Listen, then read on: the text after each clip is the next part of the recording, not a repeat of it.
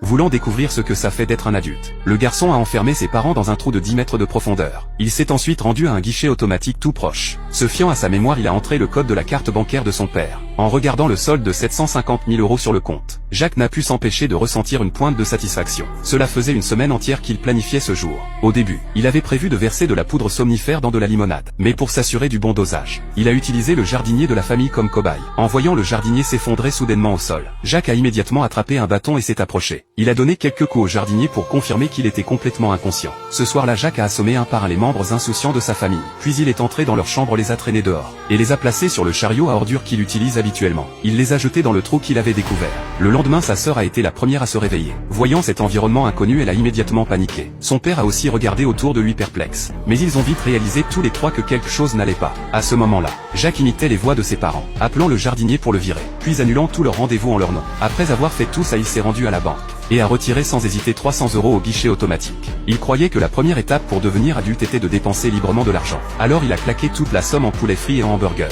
C'est à cet instant qu'il s'est souvenu que sa famille n'avait pas mangé depuis une journée entière. Il a apporté le poulet frit et l'eau en bouteille à l'entrée de la grotte.